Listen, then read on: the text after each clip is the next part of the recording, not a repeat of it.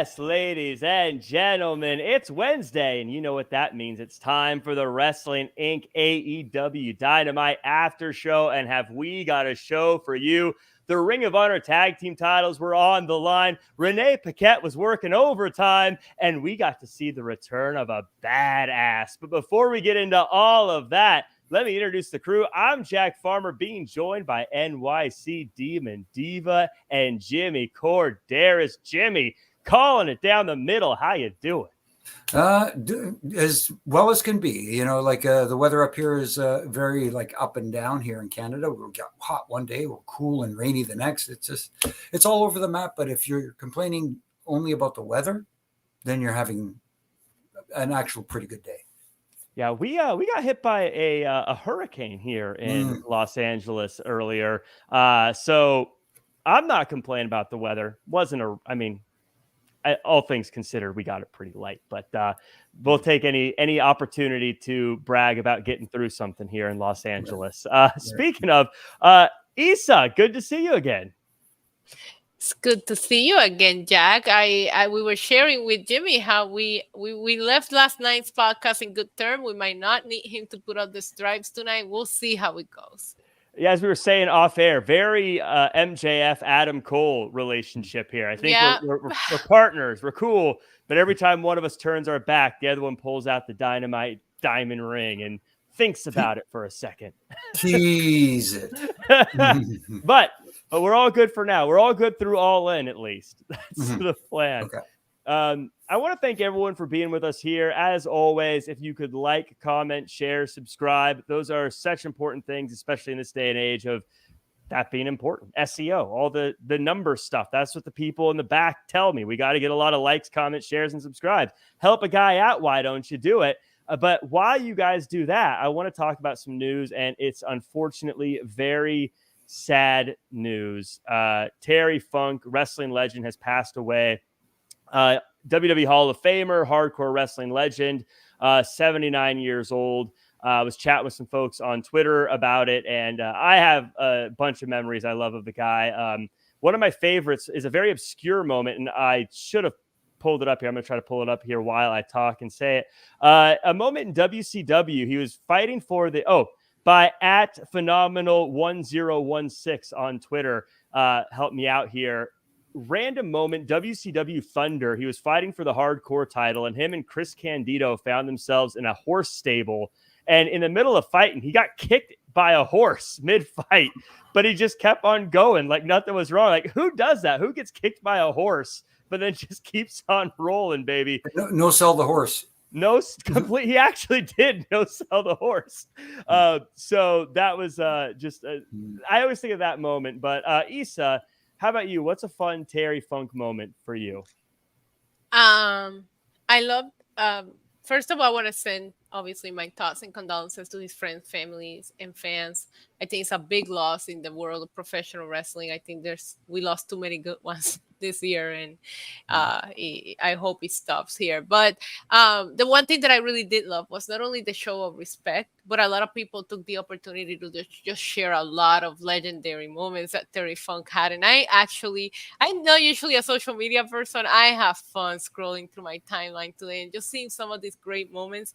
That moment when the fans started throwing all of the shares in the ring, like who doesn't have that moment in their memory? Another thing was it was a page that wasn't even a wrestling page. It was a movies page showing some of his best appearances in filmography, because he did have an acting background as well. But that moment of the shares being thrown into the ring is just a moment that I remember and think about probably more than I should.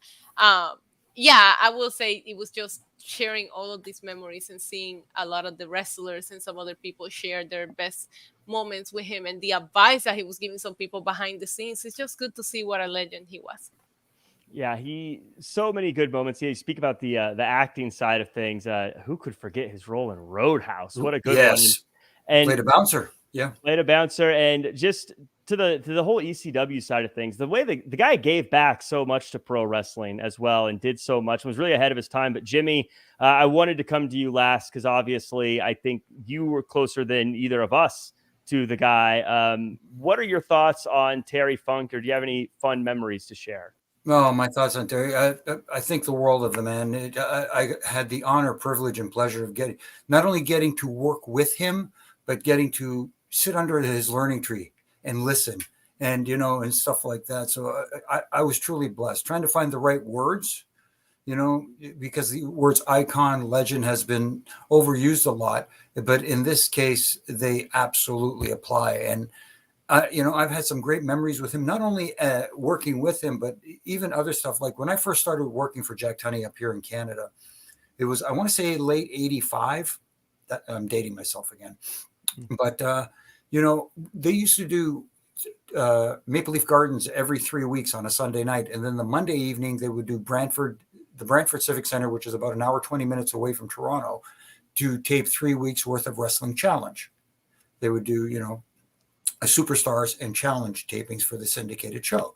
And I would drive the talent in minibuses to Brantford and back. And on this trip back, coming back from one particular one, I had I had Terry Funk, I had Harley Race, I had, Hercules Hernandez. I had some, Mr. Fuji, I had the heel side. Let's put it that.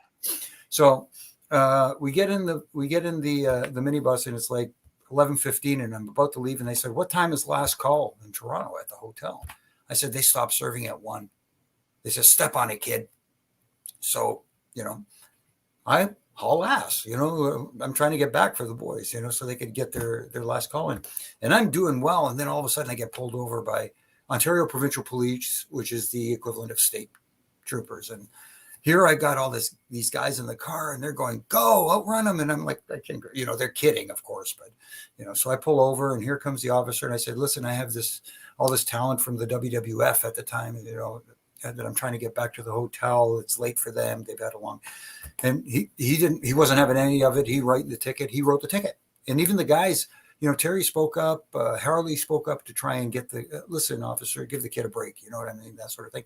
Nope, wouldn't have it. Wrote me the ticket. Here you go. I'm on my way. I'm going a little fast, but not like I was before. I get to the hotel and I pull up, and it's still 20 minutes to last call. So, and they go, "Great job, kid." And he hands me this wad of cash. And I go, "What's this?" He says, "This is to pay for the ticket." And I said, "Are you kidding me?" He says, "Yeah." So I look at it really quick. I said, "This is like $110 more than the ticket is." And he goes, "Keep it, kid. You earned it." Nice. And I'm like, "Oh, you got to be kidding me." And he says, Park and come in and have a drink with us. And, oh my goodness, it was just, and not only that, and then later on when he left WWE and then came back, it was, "Hey, you're still here, kid. You get any more tickets?" He remembered it. Are you kidding me? And, and when I started refereeing stuff, I would ask him questions, and he would always say, "Why are you asking me? What would you do? What would the referee do in this situation?" And getting me to, it was a way for him to teach. Yeah. So I was blessed to get to learn under that tree for a while too. Those are the kind of stories that I live for. Thank you so much for sharing that, Jimmy. Jimmy, that's awesome. Yeah, I mean, everyone in the chat, I see you guys, a lot of you are doing it already, but if you have any fun moments that you remember from Terry Funk, feel free to throw them up in the chat. I'd love to see them, because he's one of those guys I feel like we could probably talk for hours of like, "Oh, remember this time he did this thing or that thing." Yeah, big fan of him. So anyone, if you have any memories, throw them up in the chat, and I'll try to highlight as many as I can. We're going to try to pick up the energy, though, here as we talk about another piece of news that I'm very interested to hear what you guys think.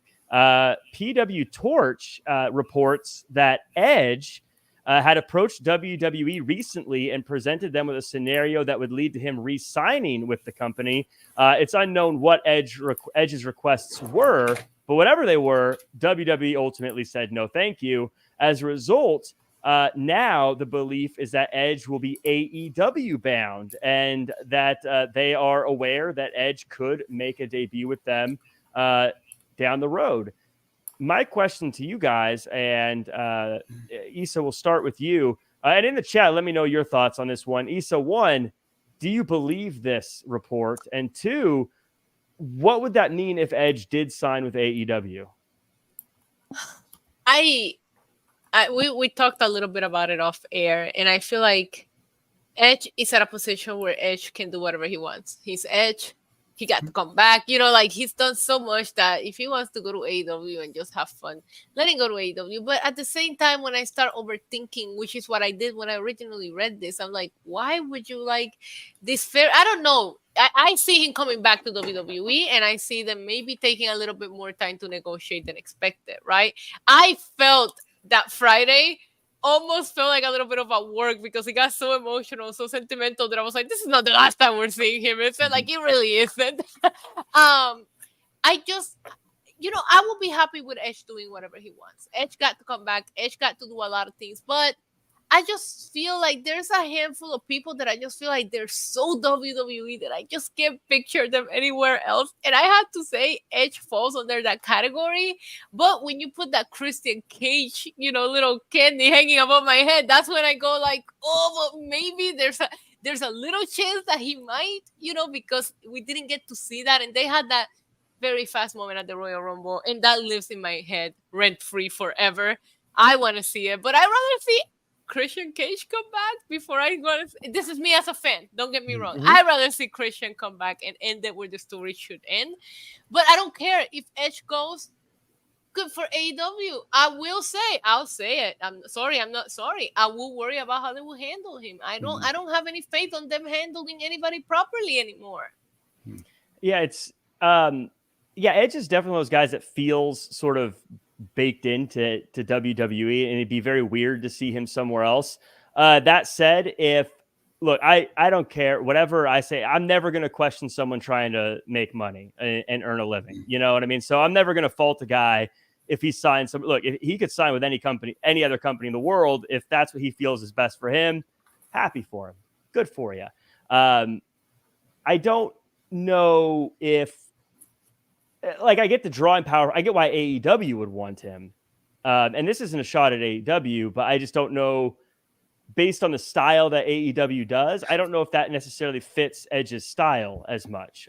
But Jimmy, what are your thoughts? Yeah, I agree with you guys. It's hard to picture him outside of anywhere but WWE, especially since he's so ingrained there. And when he made that return back at the Royal Rumble after 9 years, you saw the reaction he got. He's a guy who is, I think, underappreciated for his contributions over the years. And if he does make the move, then that's fine. If that's what he wants to do, he's earned the right to choose the way he goes out, whether it's with WWE. If it ends up being in AEW, then that's fine, because I could understand him wanting to get with Christian one last time, and maybe him versus the Hardys.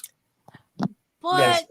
But at the same time, it just I know it doesn't feel right being anywhere else but in WWE, does it? It feels kind of it's a little. That's not yeah. It's a little Ric Flair's last match kind of thing. Yeah. It's not even about not feeling right, and we'll get into it later. But where Christian is in AEW and the reception that Edge will receive, they're in like complete different opposite side of the field on how they will be treated. So if you're gonna bring him to AEW to pair him with Christian, how are you gonna make that happen? He's like your biggest heel right now, and Edge will be the biggest baby face. So what if you have that match with the Hardys and Edge, and Christian turns on Edge, and he gets to have his last match against his close personal friend? Stop it, because now you want to see it, Jimmy. Chill. Well, I would imagine if Edge did go to AEW, a lot of it would be kind of greatest hit stuff. So he'd probably have a match against Christian, team with Christian against the Hardys, maybe a few dream matches with like the Bucks and FTR.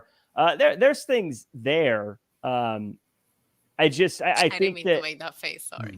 I just personally, I feel like AEW style is much more like fast paced, frenetic things are happening, where Edge is much more of a let's take our time and tell a story. And I feel like it would just, I don't know if it would necessarily line up with his style. Now he's great. Maybe he'd make it work. Maybe AEW would make it work. Maybe they'd work together. I don't know if the styles. Do you think Edge will be on Collision or Dynamite? Also, do you think CM Punk will kick him out of a building? Oh, wow. that would get news. That would definitely. He doesn't want somebody to get a bigger pop, so Edge is not allowed in the same show as CM Punk. But I mean, like it's not that I think both sides are good. It's similar to like I can't really imagine Edge going to the Impact X division. Like it just doesn't feel like those two things fit together.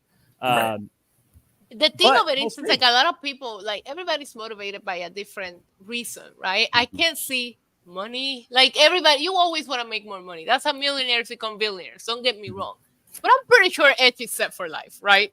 So it's like, I would love to like dig into his brain and see what is motivating you at this point in your career, because that's what it's gonna come down to. Is it gonna be a fun thing? Is it gonna be like I want to do a little bit of everything before I'm really done, or is it, I want to retire a legend and doing all the biggest things? Because if that's the case, then he'll stay in WWE. But if the Christian thing is a factor and all that, I can see him going there. But I think it will be a lot more than money. A lot of people are like, oh, Tony Khan is going to open his wallet. I'm like, even if it happens, this isn't a money thing. This is what Edge wants to do thing, in my opinion. Yes. I think the truth is, and Issa, you talked about it a bit. I think the truth is, this is Edge trying to get WWE to pay up. And so he's saying, oh, look, I'm talking to them. They're offering me money. Do you want to keep me instead? I tweeted out a clip today, and if people hasn't seen it, it's from Busted Open Radio. And I love what MJF had to say about the way that fans go at each other and they're in this war on social media, where he talked about how all wrestlers are rooting for each other right now, because the better these companies do, the more money people are making for each other. And that's exactly what you just said. Like, it's like all of us here, like, speculating these things. At the end of the day, they all want everybody to do well for themselves. Yeah, but I want it to be for the right reasons, as opposed to AEW wanting to get him on their show for what I think it was Bully Ray who referred to it as Tony Khan having FU money for the WWE. As it, if you're going to do it because you truly want to see, and I know he's a big fan, Tony, and he wants to see, but to do it just to put it to the other guys, no, let the guy go out the way he wants to go out. And I get that money sometimes can take over whatever negotiations you have, and he does have that money, but at the same time, you want to see him go out the right way for him. Correct. Right.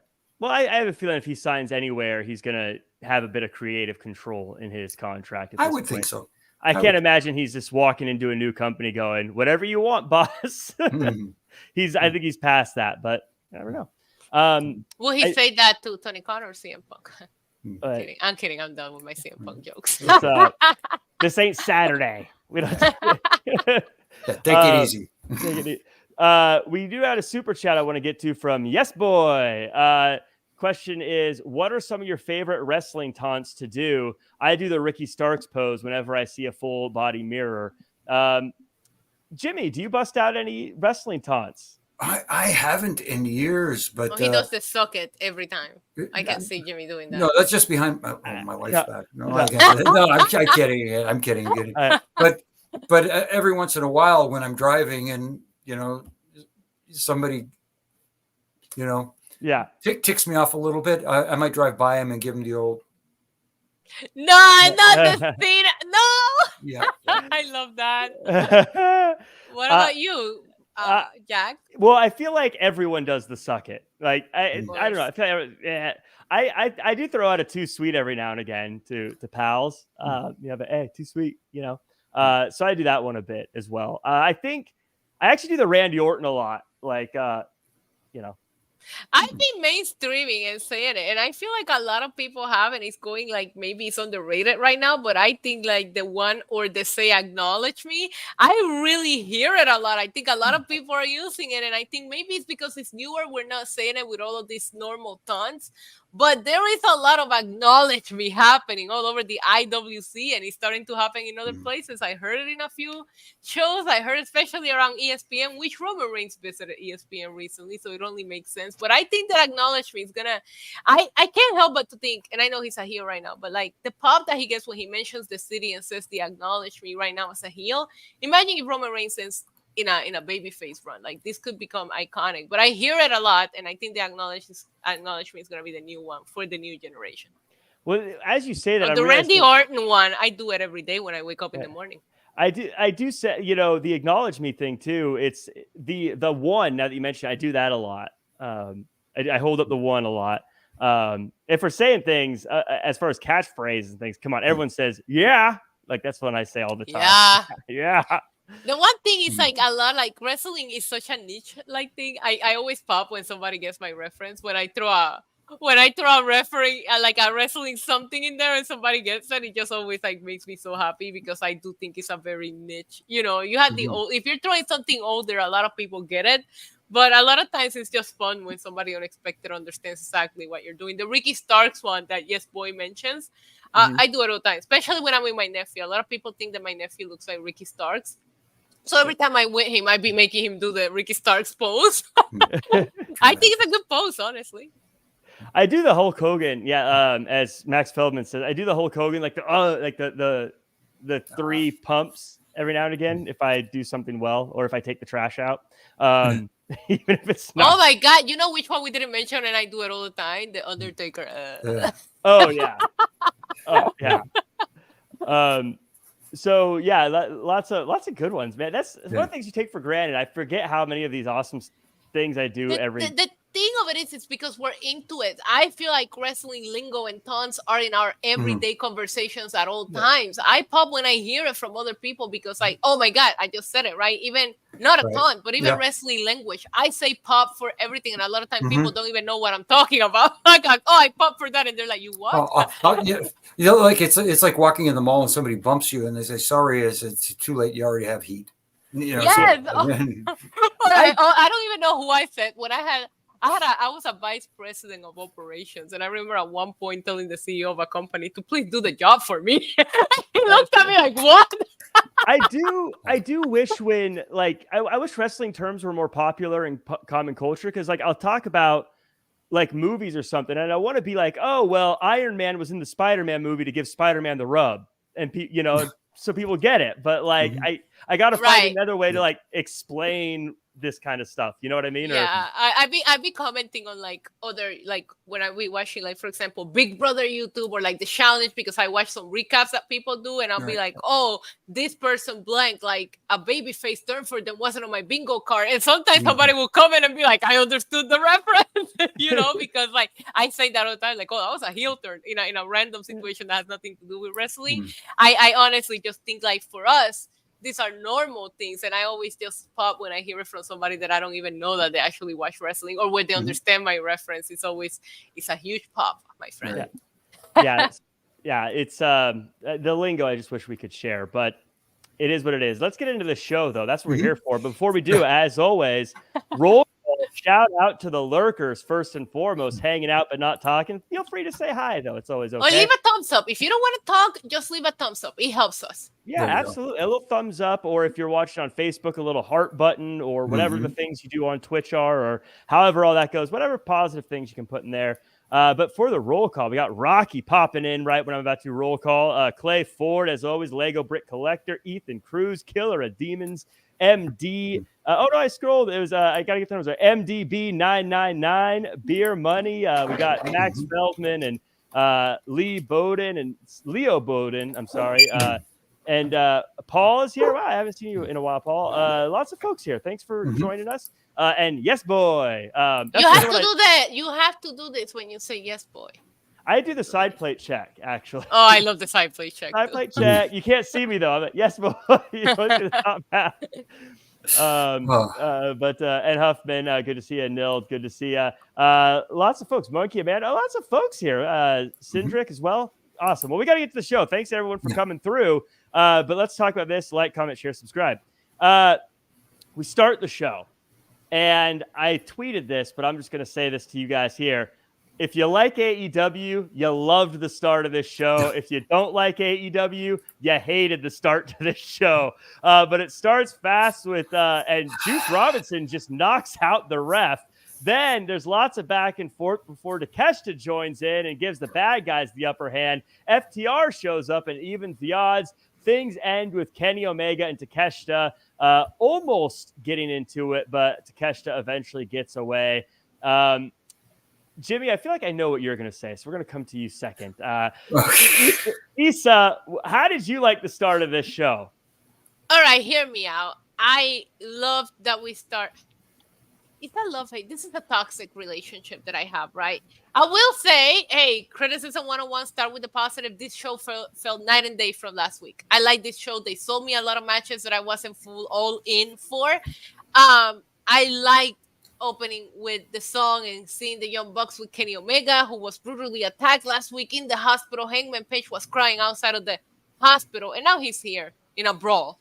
He's doing just fine, right? But I was very confused about what was going on here. I didn't know if it was a match. I didn't know if it was a brawl. I didn't know. I still don't know what happened, honestly. But it was fast-paced. It was exciting. I'm just like, listen, I like tonight's show. I just want to make that clear because people in the comment are going to be like, they're always hating. No, I love tonight's show.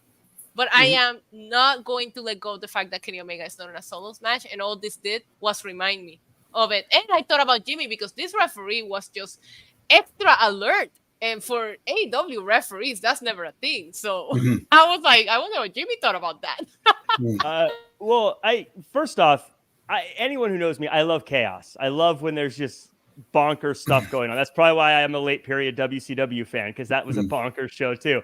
But so I loved that all this stuff was going on. I was excited. It totally caught me off guard when Juice took out the referee. So I loved this. But I will say something that AEW does that kind of bothers me a bit, and it was very clear here, is the teams are so muddied as far as who's on what team and what, like, there's Bullet Club Gold, but there's also the Don Callis family, but then there's the Elite, but they're also being helped by FTR, and it's like, I hate FTR helping their opponents. I don't care how much of a baby face you are. I hate it every week. Well, we'll talk about that in a second. But Jimmy, you've been patient. Like I said, I feel like I know where you're going to go. But take it away.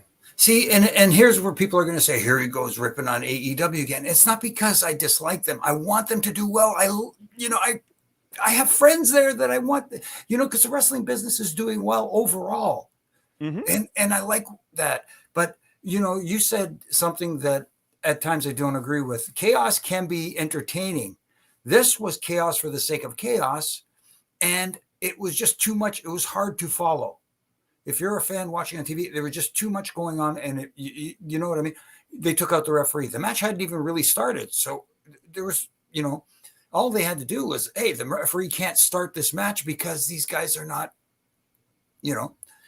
adhering to any kind of rule. So there wasn't a need to take him out, but I get why they did, because that's what heels do, I guess. They just beat up referees.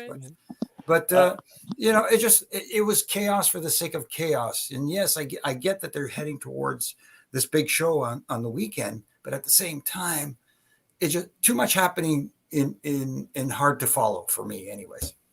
Bernie DC comment of the night so far. We'll see if anyone can top it, but says opens bag for potato filling. Hey, it's not even close to being filled yet. Trust me. There was a lot of potatoes in that for this bag tonight. This is one of those openings, though. I gotta say, like, But was it a match that ended on no DQ, or was it just chaos? Match never started. Never started. Okay. I thank you for clearing that up, because the show never did. It very much, like I said, everything that like Jimmy, you're saying, I'm not going to argue. You're right. But in the moment, like, I'm very much a prisoner of the moment. In the moment, I was like, it's pandemonium here. I love this. I'm excited. I get that. I understand that. But if this was one of the very few times in the night we got chaos, then it means more. You don't want an entire night full of chaos. Oh, we got a whole bunch of stuff. We got a whole bunch. It's not even about that. It's like, even when we've seen WWE start on chaos, and I'm not comparing, but it just always starts with already the pull apart brawl. This felt like we were gonna have a match, and I thought the match was happening, but it wasn't happening. Like, it got very confused. I feel like when WWE is gonna do their chaos start, you're well aware that this is just gonna be a pull apart crazy brawl. Where we're here, I didn't know what was going on. I liked it, don't get me wrong, but I didn't know what was going on. Yeah, it would be nice if commentary popped in and said, like, this is what happened. Maybe they didn't know either. Did anybody know? Yeah, that's possible too. But I have a theory, but I'm not gonna share. Oh, well, I got a really funny joke, but I'm not gonna tell you. Okay. How are you going to say you have a theory and not say what it is? I think we needed to get the Young Bucks out of there before CM Punk showed up for the taping of his segment. Oh, that might be. It's a pretty good theory. That might be a good theory. Nobody knew what was going on because they were like, get the Young Bucks out there so they can be on TV, and then like get them out before he gets here. Well, we had the hardest working person on this week's episode, Renee Paquette. She was putting in overtime. I don't know if she is getting paid per segment or not, but she should be. She's in a lot of them this time around. First off, she interviews MJF, and he says that if he wins, he will become a giant in both in wrestling and in his tights. Then he tells us to trust him and that Adam Cole is his brother. Adam Cole later says he can't believe he's friends with MJF and his relationship with Roderick Strong is strained. And that made Adam Cole a little bit testy. And then finally, the Kingdom with Roderick Strong says that at the end of All In, we'll find out who the real MJF is and the real Adam Cole is. Jimmy, how did you feel about the way they structured these segments throughout the show? I didn't mind the way they structured them because this is the main event and you want to get to hear from these people. And there's that old saying, as I keep saying, talking people into the seats and getting them invested and wanting to see what's going on. I think they did a good job of doing that. We're seeing a different side to MJF that we've really never seen before, which has got me going, wow, what's it? I'm almost waiting for the explosion to happen. You know what I mean? I'm looking forward to it. And, is Adam Cole, what's Adam Cole up to? Obviously we saw some teases tonight and stuff like that. And getting Roderick Strong involved here, I got a feeling somehow he's going to play a part in this as well. There's options here. There is options because they really, for lack of a better term, backed into some gold with this pairing. I don't think they were expecting the magic that they got. And I think they're a little bit torn where they're going to go with it. Well, expected or not, I got to give them credit because they are rolling with it. And Issa, something I loved about this is how I think a lot of people are like, yeah, the MJF's going to betray Adam Cole. But I don't know if these segments made me think maybe Adam Cole is going to betray MJF. And now I feel like I don't know how it's going to go. How did you like these segments? I did like them. And we'll get into the main event later. For a second, I was concerned that our pre-show / main event was only going to be singing backstage segments, but we didn't. That's not what happened. So I'm very happy that we went somewhere. I'm not going to let it go that they're going to be on the pre-show. I think that's a mistake. Hopefully it plays into the story. Please allow the creative to make that play into the story going into the main event, because if you're just putting them in the pre-show for the sake of putting them in the pre-show, whatever. We'll get into that at the end on our overall thoughts, right? I think it's very interesting that MJF was staying calm while Adam Cole was the one that was getting worked up. We have seen a lot of things on MJF's social media that is so out of character for him.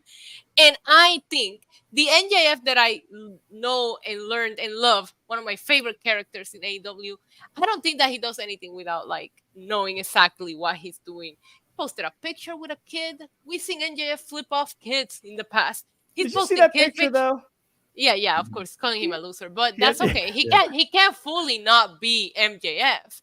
But right. He's got that amazing interview with David Greca.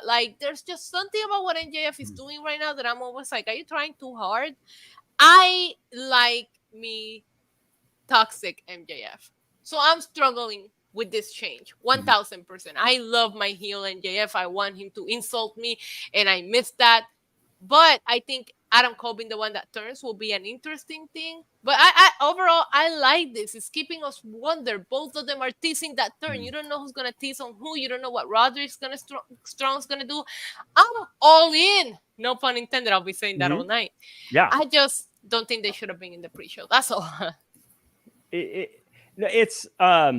I will say the thing about MJF, clearly he's like a Randy Orton, where he's always going to, I think, lean on the bad guy side of things. But when he needs to be a good guy, he can clearly do it. And I think what he's doing with how he's doing this is kind of a masterclass in how you switch alliances without changing your character. Like he's still MJF. He's a good guy, but he's still being that same MJF. He's right. I love when he plays into the discovering that Adam Cole can be friends with him and like him because he is the way that he is. You know what I mean? Like, I love the fact that he's like, wait, this guy's really my friend when I'm just a jerk. You know what I mean? Like, you see those moments, and it's actually cute to see. Let me ask you something, Jimmy, especially. Do you think that, excuse me, maybe it goes into the storyline, but the pre-show is free. It's going to be all over YouTube. It's going to be everywhere. Anybody can tune into this pre-show. Do you think putting them in the pre-show is going to fill in Wembley a lot earlier and it's going to make people buy the pay-per-view? Because if I don't know what's going on, I tune in. The shows are usually not packed for the pre-show yet. But if I know that MJF and Adam Cole and something storyline related might happen, the people might pack in Wembley earlier. Do you think that will bring more people into buying the pay-per-views? Like, if they do this right, putting them in the pre-show might end up being a genius move, and I might have to shut up on it. I don't know, but it's going to bother me until I see how it plays out on Sunday. Yeah, no, I understand that completely, and there is a possibility that you may get some extra buys, by putting them on the pre-show and doing some sort of angle to lead to that main event. But at the same time, you're going to lose that initial reaction pop for the first time seeing them during the main event of that. It's not going to be as loud as it should be. And now saying that, of course, the fans there are going to do it anyway. But, and we saw him tonight in his promo, NJF mentioning, when the main event comes on, I want Wembley to be the loudest. And I'm like, you already had to start begging them because, the initial pop of them seeing you is going to be worn on the pre-show. Right. It's also smart because it's going to be a long show. And I think he wants to remind everyone, look, guys, you got to be loud when I'm there. But I think that you hit the nail on the head, Issa. I think it's smart because it does get everyone into the arena early. So you have that full packed arena the whole show. I think it will get them more pay-per-view buys, something that WWE doesn't have to think about anymore. That said, I kind of agree with you guys. You shouldn't get to see them until the end of the night. Right. You could have put another match on that would have packed in that arena or get people into their seats early. You didn't need to put the main event talent in that position. You have the roster to put like a big star in there. And as you see the lineup, they're trying to cram as many people into this pay-per-view as they can. We only have 3 singles matches. Everything else is a bunch of people matches. Yeah, so there's a lot of talent you could have utilized in this position. I will say, and I know I'm going to sound geeky, but I am a big geek for wrestling. I can't wait to see Wembley fully packed. Like, it's going to be such a spectacle. And I'm just like, listen, wrestling just it gets me in my feels, and I'm looking forward to it. I know that a lot of people are like, I'm underweight, underwhelmed, the build. We have even been fully critical of it here. But when I tell you I cannot wait for Sunday to see that first visual, I mean that all the way. It's gonna be amazing to watch, and wrestling is doing amazing right now. That's good for all of us, them and ourselves included. So this is a great time to be a wrestling fan or person that covers it on the internet. I do believe there's going to be a story beat that happens in that pre-show that's going to be significant in the main event. I can't imagine that this is them just saying, especially when they're trying to cram as many people on the show as possible. I can't imagine they're doubling these guys up just for the sake of doubling them up. So I do think something's going to happen that's going to pay dividends. Of course, the magic we'll have to see. But in any case, something that is going to pay dividends on the show or has changed the show to a degree is, and by the way, I do see the super chat. Yes, boy, but I'm going to wait till we get to Christian Cage's parts to talk about it. That's okay. John Moxley and Rey Fenix have a match. It's a fun one. Clash of Styles. I think AEW does Clash of Styles really great. No surprise that Mox gets the eventual win. Story is, though, there's a post-match attack by the Blackpool Combat Club, and when the best friends show up, Santana and Ortiz show up to join the BCC, and the attack looks to put Rey Fenix on the shelf. And if there were any doubts after the commercial break, Phoenix is taken away in an ambulance, and Kingston lets Renee have it. Jimmy, again, this is another post-match attack. I know we don't like that aspect of it, but got a good match. We got Santana and Ortiz coming back. That's got to perk you up a little bit, yeah? It does. We got the little bit of a surprise, which we get every week, pretty much, it feels like. But at the same time, it made me a little more invested in seeing what's going to happen here. The only thing is Yes, I get the injury angle, and there's a reason for it to get Rey Fenix out of that match, because there are reasons why he's not going to the pay-per-view, which we don't need to get into here. You can read about it all you want. But that being said, why not do it in the body of the match? Because there was a moment there where he did this sit-out pile driver that looked devastating, and then he did the 5 face stomps, and then he did this whole, and then right after that, Phoenix nips up and gives him a kick, and it's like he almost no-sold it. So, and then he did what do you call it? An avalanche death driver off the corner where he double underhook. Mm-hmm. It looked like it was working on the neck. Yeah, and you could have done it like that, and even with the crowbar. The crowbar looked like he hit him in the head. You know, it was a headshot, but it could have been on the neck. And I just think during the body of the match could have been where the story was told that they took him out. That's all. Don't get me wrong. I didn't think it was a bad match. It just didn't need all the extracurricular activity. Issa, as mentioned, you had to find a way to get Rey Fenix out of this match at Wembley. We got it. Like I said, I think we got a good one in the match, and we got the post-match beatdown. You were excited when I mentioned the name Santana and Ortiz. They're one of my favorite tag teams, so I'm glad to see them back. What say you? I 1000% biased. You know, there's some Puerto Rico love in there, so of course I was happy to see them back. You know, last time I saw Santana was actually here in Puerto Rico. He was the world heavyweight champion for a local company here called Laue. He had to relinquish the title because of that injury, and I have been waiting for the day to come back. I know he's been teasing on social media that he was okay.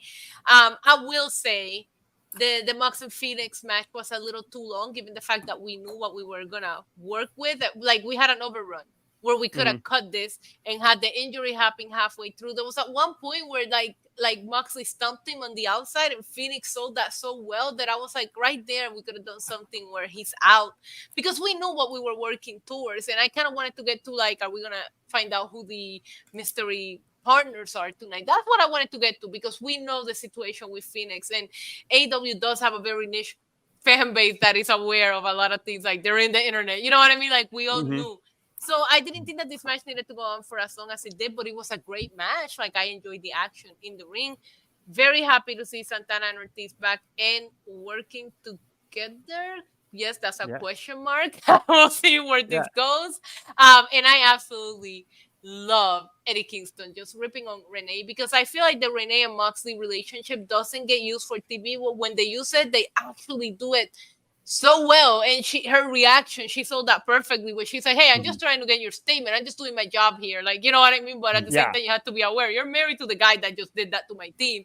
Like, I thought this was very well played. I think the addition of Santana and Ortiz makes me be interested in a match that I might have not been into before.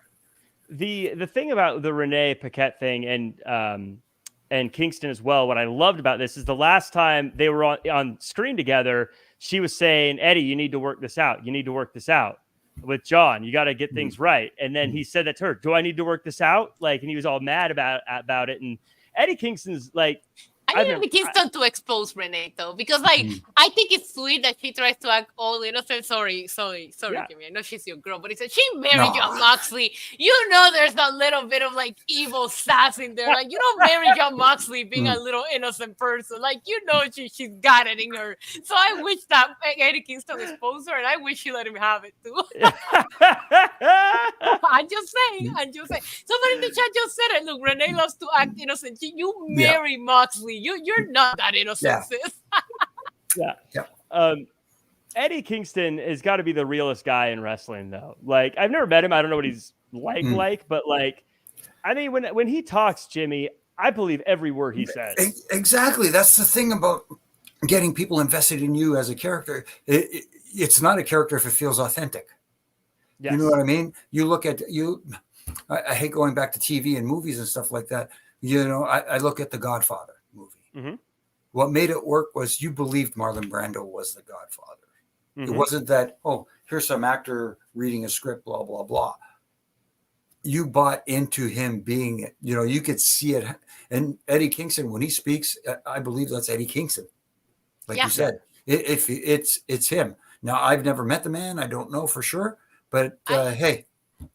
I met Eddie Kingston. Haven't had a chance to interview him. That would be a killer interview to get, honestly.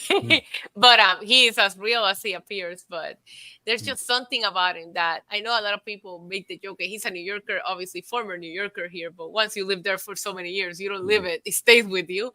And if he is the kind of guy that you can find yelling at you outside the bodega, maybe trying to sell you a single cigarette. You know what I'm talking about, New Yorkers. At the same time, I love that that's exactly who he is, and that's how he comes off on TV. There's no script, there's no anything, and there's no real people that they're real New Yorkers, and I appreciate that from him. I love everything about the Eddie Kingston character. Yeah, and there's actually a commercial for, I guess they're adding a new match type to the video game that they put out, and there's a commercial where he comes out to talk about it, and he's like, I don't care about the video game, but Cesaro or Claudio at All In, I'm gonna beat you up. Blah, blah. He does his promo. He's like, also buy the video game, whatever. I don't care. Like it's so real how he would be. I don't know. Maybe I would love to meet him and find out he's a totally different person. And this is all the first time I ever met him, he actually to me came off a lot more introverted than what I thought he would be, because I'm like approaching him in all my New York attitude, and it was like the first time I had an interaction with him, it was the day after he cut the Redeem These Nuts promo. And I see him. We happened to be staying in the same hotel. I see him and I'm like, there's no way I cannot not stop him and tell him how badass that promo was. And he just came off very, very kind, very generous. Like, thank you. I'm glad you liked it. And I was like, no, that's not what I was expecting for you to respond like, I've met a lot of people in this industry, but Claudio is one of my favorites. He's such a good dude. He's awesome. Don't tell Eddie Kingston that. Oh. He's gonna come out with a thing of gasoline and chase you down. Well, as long as he doesn't come to Canada, we're good. Yeah. Well, he might now that he knows Renee's on John Moxley's side and all this. Anyways, why would he be on his side? I know. I'm just trying to infer that Canadian. In any case, we move on. Speaking of being on people's sides, Sammy Guevara gets interviewed by Renee Paquette, and he says he's still friends with Jericho, even though everyone says you shouldn't be. And we get to this segment that is my favorite segment of the night. Same. Chris Jericho, Will Ospreay contract signing might be my all-time favorite contract signing off the top of my head. Don Callis says he wants Ospreay to murder Jericho, which is typical Don Callis. And usually I love him on the mic, but I feel like Ospreay then cuts a hell of a promo. And then Chris Jericho sends his plate back to the kitchen and cuts another amazing promo. And Jimmy, this was just a cool dream match, but in one segment, in like 5-10 minutes, I don't know how long it was, this turned into a must-watch match for me. These guys are masters of their craft. Absolutely. All three, including Don Callis. I hate to put him over, but hey, I think I got a little bit surprised by Will Ospreay tonight in his promo, because yes, I've seen him in the ring and we all know he can go. And this was the side of him that I wanted to see. And when he came out with that promo, I went, oh, this is getting good. And then Chris he's a master. What can you say? It clicked. And like I said earlier tonight, too, you want to talk me in front of my television set. That's what these two guys did. Big time. I mean, and I'm sorry, did I cut you off, Jimmy? No. I was just going to say that, yes, they attempted to brawl, but they kept them separated. And I like that. Yeah, Issa, I'm just going to let you take it. What are your thoughts? I loved it. It was my favorite segment of the night. It was everything we needed to see from Ospreay. We have seen him, like, whether you want to say you're exposed to him or not, you're familiar with him or not, we see him in AEW television, AEW pay-per-views enough to know what he can do. But all I've been waiting for Ospreay is to own it. Like, bro, you are up there right now on the list with the greatest current wrestlers. Own it. And the flex that he did, I was just like, let's go. This match is fair 50-50 crowd. I feel like if you're reading social media and people are like, oh, Ospreay's gonna have to keep up with Jericho, like Jericho's not one of the greatest and he's not gonna try to go out there and freaking kill it with Ospreay, Yeah. So I'm in the fence, like anything that Ospreay does right now, I'm gonna watch, because I feel like you can put him in there against anyone, it's gonna be a good match. I've learned that from watching him, right? But he does the flex. I'm all in. I'm super high on Ospreay. And then Jericho throws you wouldn't be flexing on me if it wasn't because of me. And I thought Jericho was just going to talk about his legacy and what he done. But no, he gets them really real and said, I called you. I told you to slow it down or you were going to end up in a wheelchair by the time you're 30. He's 30 years old right now. Like, holy crap. Like, if somebody texted me right now and they don't know All In and they don't know what's going on, this is the segment that I would show them to buy the pay-per-view. It was excellently executed. You have two greats. Ospreay's contract is up in 6 months. I am fantasy booking all kinds of crazy things in my head. It was great, and I love the fact that they kept them apart. I can't wait to see what they do. I was like, put it in the main event because London's gonna go crazy for Ospreay. I was like, put him in the main event. I know they won, but that's how good I felt this was. I'm right there with you. This was, and the fact that everything they said was real and personal, but it also didn't feel like low hanging fruit either. You know what I mean? Like, It was all very personal and real, but they meant it. And like, these guys feel like they want to fight. They feel like they hate each other. They're both absolutely incredible at what they do.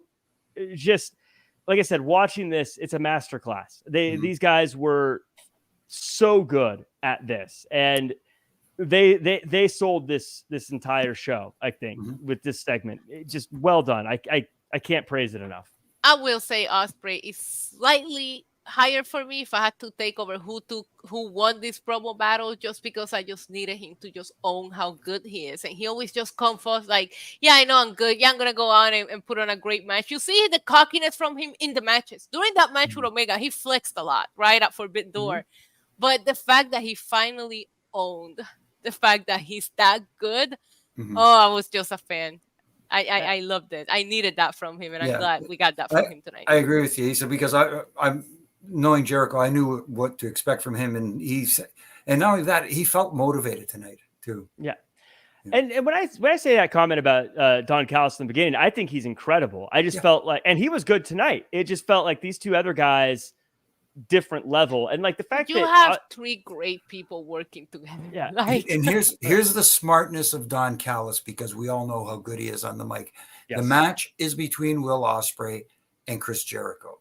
Don, yes, is a part of this story, but he's not the focal point, and he knew that enough to be good in what he did, but at the same time lay out enough to let the stars be the stars.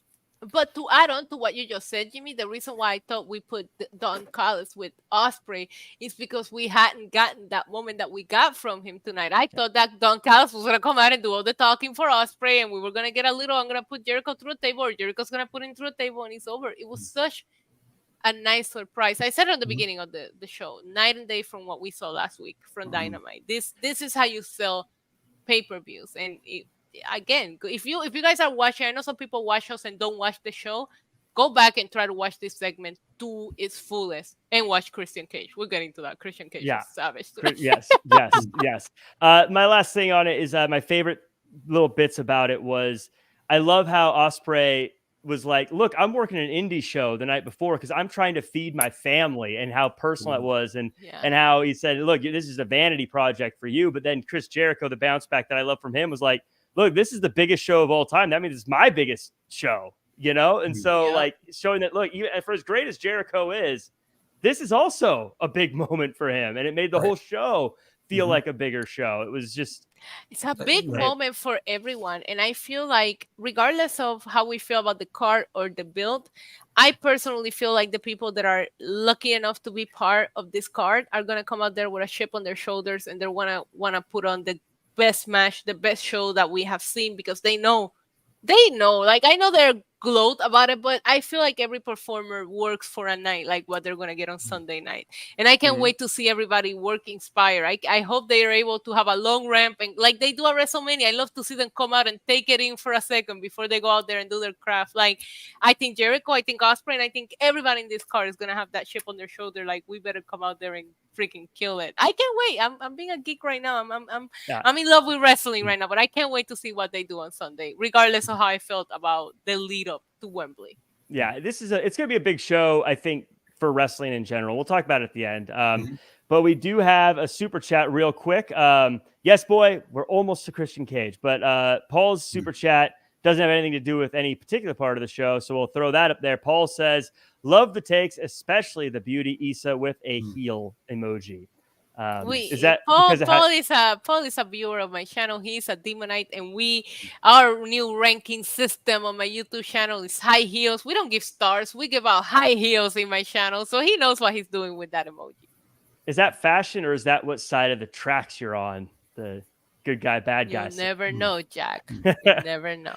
Well, we move on. Speaking of people who are on the wrong side of the tracks, AR Fox and Swerve Strickland have a match with Darby Allin and Nick Wayne. It's another fun one that's crazy and stuff all over. The story of the match is that Nick Wayne is not only tough as nails, but able to keep himself together to get the win at the end of the day. They get the win. Swerve then says he's disappointed in AR Fox, and Prince Nana and Brian Cage take him out. Of course, then Wayne, Sting, and Darby save AR Fox. They're like, Fox, you're my pal now. It's all good. This was all fantastic, but Issa, I'm going to let you take this one because you rate matches with heels. Christian Cage comes out and just surgically dices up poor Nick Wayne. I have so much to say, but I will start with Christian Cage. I was speechless. It's very hard to leave me in a state of. But are we concerned about his obsession of going after people with dads that have passed away? Because he did it with Jungle Boy. Now he's doing it with Nick Wayne. Is this a bad habit of Christian Cage? I don't know. Maybe he knows exactly what buttons to push with whoever he's going after. But this promo was just, he is such a good heel. He's such a good heel. And I mean, he just does it. Every time he finishes a feud, I'm like, how are we going to outdo the things that we saw him do? He just started this. We never even see him interact with these people before. He already murdered them. I don't know where you go. How do you come back from that? I don't know. But yeah, I said it earlier. If you didn't watch the Christian Cage promo, go watch it. Like, he insulted this kid. He insulted this kid's dad. He said, I never even heard of him. Like, I was like, please stop. He's already dead. Literally, the dad is already dead, and this kid is about to die if you keep insulting him. So 10 out of 10 for Christian Cage being a heel. Now, I don't know. I don't like what they did with AR Fox here. Why did we have him pair up with Swerve? I did laugh when Swerve said you couldn't even beat a kid. Like, that popped me. I'm sorry, it did. Yeah. But why pair them up to separate them this fast? Like, that kind of disappointed me a little bit. Well, Yes Boy says, super chat, thanks for being patient. Christian Cage is a damn menace to society. He absolutely is. I think the coldest line, in my opinion, was after he talks about not knowing who Buddy Wayne is, saying the good news is you don't have much to live up to. Like, that to me was just devastating.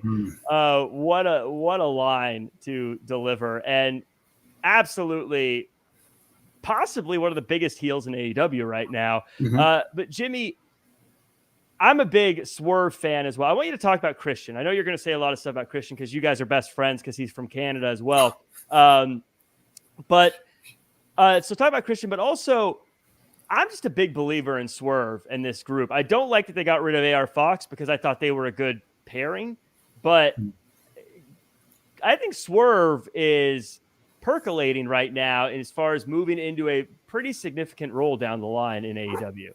It seems like it, and yes, he is. You talk about Christian, as Issa said, pushing the right buttons. Swerve is doing the same thing. So he's pushing the right buttons. He's getting the reaction you want him to get. You want heels to get booed. You don't want people going, "Oh, that was awesome the way he did it, man." And you know what I mean? Cool. But at the same time, you talk about Christian on the other side. Christian just has this attitude about him. You know what I mean? The way he says it, we talked about being authentic and feeling authentic with Eddie Kingston. Christian Cage just feels like every time he opens his mouth, he's an a-hole. And you believe it. And anybody who knows him knows that he does it very well. But anyway, they're hitting, like you said, all the right buttons. They're doing the right things. yeah, I agree with Esau on the point where, flip-flopping AR Fox so quickly. But the other thing that bothered me was, yes, they came down to kind of help out AR Fox, right? But why did the guy that he beat up like a couple of weeks ago in his own home basically come out to help him? It's I understand them coming to kind of chase off the other guys, but at the same time, anyway. Well, it's the same reason why FTR keeps helping the Young Bucks for no reason whatsoever. It's weird. It's weird. Well, it's because, as Darby Allin said, he still has cares about AR Fox because AR Fox took care of him and brought him to wrestling. So, but that's Darby, not Nick though. Well, but now Nick is the Darby to. Nick is now the one looking up to Darby the way Darby looked up to AR Fox. Okay. And that means I'm just going to assume Darby, that when Nick Wayne ain't homeless, his mom is out there supporting him. Like, Nick Wayne is not struggling. He can't. No. Well, I mean, he lives in the kind of neighborhood where people break into your house and bloody you up for no reason and call you a turd. So, I mean, that was just Christian Cage. No, he's the one. Here's the other thing too. That I think the sad thing is, after all this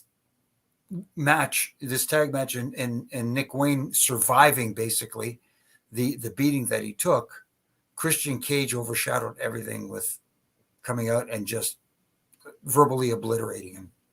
Issa and I, we chatted yesterday about how sometimes you can be wrong about someone and then they prove you doubt someone or may not be interested in someone, but they can change your mind, and you got to be open to someone changing your mind. I'm going to be honest with you. I never hated Christian Cage, but like, he was never someone that I was like must see TV for me for a long time. But ever since he turned and became the guy that holds the TNT title for Luchasaurus, he's must see TV for me. I'm sorry. I keep thinking that Christian is the champion. I keep on forgetting that Luchasaurus is the actual champion here. That's the best part of it. That's the brilliance of Christian Cage. Mm-hmm. Like, that's he was lifting the title tonight. Like, it was so freaking funny. He's not even the champion, and he's like, it's so. I absolutely love that. He's fantastic to me. Well, I'm glad you love it because we lost Wardlow thanks to that. So, anyways. I'll take it. Young Bucks and FTR. Cut a boring promo backstage. Let's move on. I like both teams, but I'll be honest, it didn't. Considering everything that happened, Jimmy. Now you like it when you don't do the same thing. You have some variance on the show. This was a very, if I'm honest, kind of a low energy interview. Very different than everyone else. But did that work for you? I'll be honest. This one, I like both teams. Felt very low energy to me, though. It didn't. There wasn't any excitement. There wasn't any oomph. You're right. Yeah. There wasn't any oomph. And how many times do I have to say it? You're trying to talk people in front of your television, but when you're sitting there and you're going, yeah, well, the reason we came out is because, you know what I mean? Well, do you really want to have an oomph when you have Cash Wheeler sitting across from you? I'm just saying. Oh, wow. We went there, huh? Okay. Playing the part of Christian Cage on this show will be too much in front of Cash Wheeler based on what we know now. Yeah, but no, you're right. Yeah, maybe that's why the Young Bucks were like being cool. Like, hey, we're cool, like, right? Hey, we want no trouble here. We want no trouble here. Did you notice they cut the entire promo? They had their hands up. Wow. We're good. We're good, man. We're good. But I mean, it's interesting. The what they said was good, and I think I get what they were trying for. It just maybe because the rest of the night was so high energy and chaotic, this just felt very. Because this was. Go ahead, Jimmy. Sorry to interrupt you, Isa. It's just yes, high energy. You don't want everything to be on the same level. You can take it down a notch. But they didn't take it down a notch. They took it down several. You don't have to NyQuil the whole thing either. You know what right? I mean? Exactly. No, yeah. I feel like maybe we were talking about there was an overrun and there was some things that we could have come back. Like I said, that Moxley and Phoenix match. This was something else. There's just like FTR and the Young Bucks are just, we've been wanting this rubber match for the longest time and we know they're going to kill it. There's no need to keep selling them. We saw them being involved with each other on the opening of the show. That's it. Young Bucks and FTR sells itself. There's no need to have this super low energy promo backstage when as soon as you book that, their fans are going to tune in for it. People are going to tune in for it. It's going to be great. You know what I mean? Yeah. This was maybe a little bit of doing too much. This, I think, and this is hindsight 2020, easy for me to say, but I think this would have been better off as a video package, like telling the story of the Young Bucks. And that would have been FTR. 10 times better because their history and what they've gone through, incredible. I did like the YouTube show line, though. I fought for that. Yeah. No, there's good lines in there. Like, it's just because them sitting there like, yeah, I kind of think you need to beat us to, get to that top level. Oh, well, we're the champions. So yeah, it's just, it felt NPR, like, right. In any case, Ruby Soho has a match with Sky Blue and gets the win before the match. Right at 9:30. It's 9:28. Before the main event, Jack. Before the main event. They got it in 2 minutes early. But that's what she said. But hey, we do have the story of the match. Besides the win, is that Ruby Soho calls out Chris Statlander, looking like the next challenger for that title. Jimmy, I think this is one of those situations where I go, Ruby Soho winning makes sense. Her calling out Chris Statlander makes sense. Sky Blue needs to start getting some dubs, though. Yeah. I mean, they made it a point saying looking for her first singles dub tonight, so, they're putting the thought in people's minds, oh, is this going to be the night? And they don't give it to you at night. And you run the risk of people going, oh, here we go. She just get that label of enhancement talent. And that's a problem. And she's talented. She can go. Yeah. It's, Issa, you talked about the time slot that's now infamous with AEW. And the problem with not getting more matches on the card, I think, is that obviously you don't get to showcase enough people. And Sky Blue and I'd say Willow is the other one, are two women that the crowd loves. And you can just tell we want to see more of them. But we need to give them time and need to give them matches. I think those are two people that need to start getting some TV wins because the crowd wants to see them do well. I mean, some of them, not Sky Blue, but Sky Blue is amazing. And I do think a win on TV is exactly what she needs right now. I do know that Willow has been featured a lot more and she's been getting some wins. You're just putting her on shows that maybe not your entire audience watches. And I do think that with the women, they need to do a better job at rotating who's being featured where. Because if you want me to be honest, I forgot that Chris Statlander is our TBS champion. And that championship coming from Jade Cargill, who was undefeated, and you could not think about her automatically. Like I forgot there's a secondary women's championship in this company, and that's a problem. Where are you putting her? Not everybody. The numbers show. I know a lot of people are going to say, oh, you don't watch Rampage or Collision, but other people do. Not even half. As of right now, half of their Dynamite viewership is watching Rampage or Collision. So you have to rotate them. Because if you're only going to give them one segment, at least rotate them. You're only giving them one match at All In.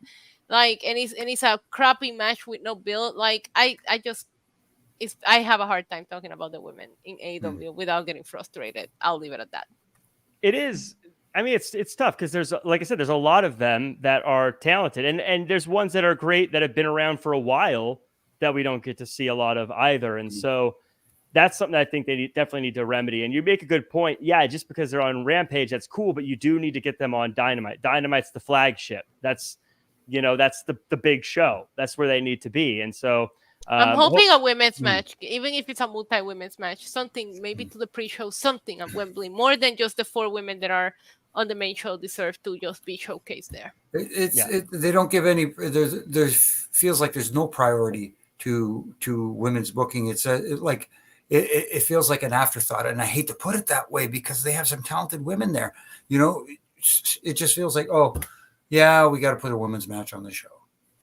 Yeah, that's how it feels to me. So, one women's match, we'll put in as many women as we can. And they have the talent to have a great division. That's the thing, is they've got a lot of talented individuals there. It's just a matter of getting time. Clay Ford mentioning Mercedes Martinez. I always say, people talk. I hate it when I'm about to pull one up and then everyone chats and it bumps up and I can't click it fast enough. Anyways, Mercedes Martinez. Yeah, she's coldest woman in the game whenever she comes out. I'm like, she's going to kill somebody. But we move on as we get to House of Black and the Acclaimed. We get a video package of them talking about the end of Billy Gunn. The Acclaimed come out. They want to fight. House of Black says, cool. Billy Gunn shows up, chases them off, and he says they're going to do it again at Wembley, but this time it's going to be against a badass. Jimmy, I say this every chance I get. I am campaigning for Billy Gunn to be AEW champion. Let's make it happen, guys. AEW champ, badass Billy Gunn. Let's go. I just want to know what his secret is and what he's drinking, and I want it. Because the man looks fantastic, and I like the energy he showed tonight too. He showed passion again. Here's another veteran that these guys can learn from, and having him come back. Obviously, it looks like he's not fully retired, even though he took off his boots and left them in the ring. The boots were taken and thrown out, but they destroyed them, Jimmy. Exactly. So I like where this is going, and I also like the Acclaim coming out with fire, as opposed to their usual. They didn't come out rapping and tearing them down that way. They just came out. They wanted to fight. And I like seeing that different side of them as well.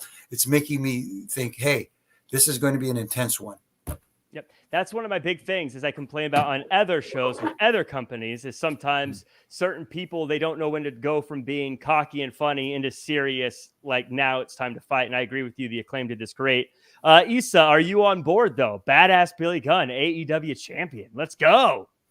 I am on board. He got me for a second. He was like, it's not going to be me. And I was like, oh, God, not another mystery opponent. Right. I was like, who's it going to be? And I'm waiting for him to reveal it. It took me a second for it to kick in that it's actually him. I mean, I'm excited. That's it. That's all there is to it. I did like what you said, the Acclaim coming out a little more determined. I get that they get some burns with their raps and this and that, but I did like this felt more serious from them. And I appreciate seeing a different side of them.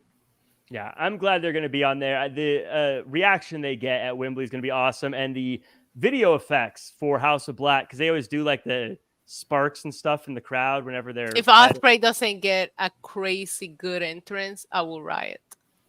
I hope they go full WrestleMania entrance. They have to. I mean, if you're going to have his opponent sing his way himself to the ring in Jericho, well, the least we can do is give Ospreay in his home country, like, a crazy entrance. Hashtag England is my city. If you know, you know. They definitely, because they do some cool entrances in AEW, but you know what I mean. With the WrestleMania are like so big and over the top and create. I hope they really lean into that and get some really big, cool, crazy entrances. Sure, the show's going to be 48 hours, but it'll be cool. I don't think it's a small production, MDB in the chat. I have seen some of the leak stuff that's going on social media of the stage that's being built. It does look a little bit like it's going to be a bigger stage than what we're used to seeing from AEW. And I will say MDB 999 is that I also like when they rap, but I think when it's time to be serious, I like that they can pivot to that. We get to the main event, Aussie Open versus the Hardys for the Ring of Honor tag titles. The champs get the win over the legendary tag team. They talk trash to Adam Cole, baby, and MJF. Then we almost get Adam Cole super kicking MJF, and we almost get MJF hitting Adam Cole with the Dynamite ring, but they stay cautious friends. Issa, how did you do you like the way they teased this? I mean, we could talk about the match if you want, but I do feel like the ending after the match is the story. Yes, this is exactly what they needed. I shared with you earlier than the fact that we saw them on backstage promos talking about this World Championship match wasn't the way that I want to see the go home moment based on viewership. This is the go home show. And I like that they had him come out for the Ring of Honor Tag Team Champions, but I was like, we have to build some kind of angle here for the actual World Championship. They put them out. I love that we didn't get to see the kangaroo kick. We didn't get to see the double clothesline. It really does give me a reason to watch that stupid pre-show that I never watched. So maybe their stupid reverse psychology is working. But, seeing MJF put on the ring, seeing the tease, we don't know who's going to turn on who. It was well done. It was I love that they're playing with this will they, won't they thing. I got to confess, a little bit like what WWE has done in the past with like the bloodline of will they turn on each other, will they won't. It's a winning formula, clearly. Jimmy, any final thoughts of the end of this show? No, I thought, like you said, they teased it enough where you, on both sides, where you can make an argument and you don't know where it's going. Again, I'm just a little bit perturbed that they're going to be on the pre-show.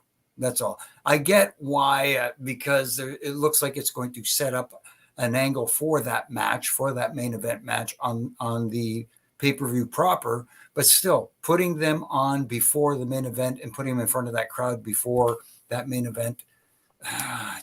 Yes, you want people in the seats. Yes, you want to sell more views, but at the same time, I just, it still bothers me for some reason, because if they are the main event, let them be the main event. And you're a referee. You more than anybody knows that so many crazy things can happen that are never intended to happen to the most professional of people. If I can't sit here and tell you that I haven't worried about what if a stupid injury happens in the freaking pre-show that completely ruins the main event just for putting these guys on a pre-show over something silly. I hope not. I think the professionals, you have NJF, you have Adam Cole, these are people that are some of the best in the game, best in AEW, but these freak accidents happen all the time. So everybody light your candles and get your sage before the pre-show goes on Sunday, and let's wish them all of the luck. But there's so many things that could happen over a silly angle that I hope that it's a short match. Simple, don't do anything crazy, don't try to do any stupid spots. Let's just get to what we need to get to with this. I don't care. It's okay if it's a 1-star match because I want to see the main event. That's what I'm worried about. Has this ever happened before? Has there ever been a show that was this big where the main event wrestlers wrestled in the beginning? Nobody would ever do that. I can't think of it. I mean, yes. Brian, not counting WrestleMania 30. Daniel Bryan, didn't he open the show at main event? Then? That's true. Yeah. That's there. That's what I was about to say. It's happened before. I know it's happened before, but okay, but this is different. Brian wrestled Triple H, doesn't get to the main event without winning this match. This tag team title match feels pointless. They're still got the world title match. It doesn't make any sense. It was connected, the story. Correct. Well, it was like an ongoing story. Like there's no way he wrestles in the main event if he can't make it through this match. Right. And them having a tag match to become ROH tag team champion seems like a disconnect. And it wasn't on the pre-show. It was on the pay-per-view. Yes, it was the opening match. He opened and closed, basically. It was Nitro, but Goldberg had to beat Scott Hall before he got a shot against Hulk Hogan in the same night, and that was one of my favorite shows of wrestling ever. So I bet if I watched the whole show, are you trying to ruin what we built yesterday, Jack? I'm trying. No, I will not back away from that one. That was my favorite. Though I bet if I watched that whole show back, it was probably just garbage. But the end, again, but like in the moment, I was like, "This is fantastic! I'm so excited." In any case, we'll see how it plays out. Everyone's Seth was booked back-to-back versus Cena and Sting, but it was Night of Champions, and the whole gimmick to that pay-per-view is champions have to defend their titles, and he had 2 championships at the time. One was a United States Championship match. The other one was a WWE World Heavyweight Championship match. I think it makes sense in the storyline. I don't think putting them in for the Ring of Honor tag team titles makes any sense. It doesn't.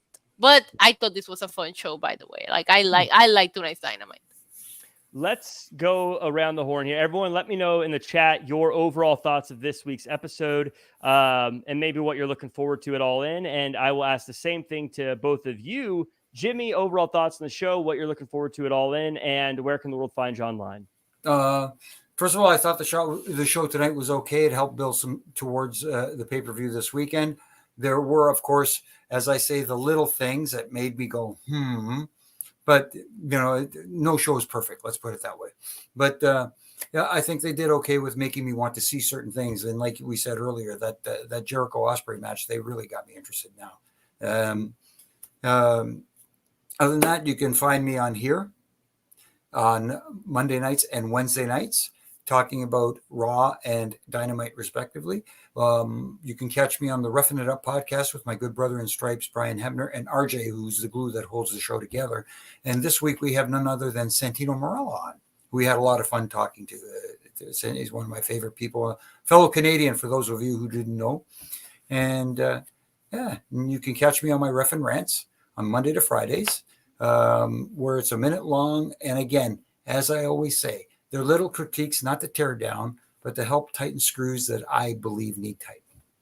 Santino is an awesome person to get to interview. I'm a big fan of his sister Santina. But Issa, what are your overall thoughts on the show? Anything you're looking forward to for All In, and where can the world find you online?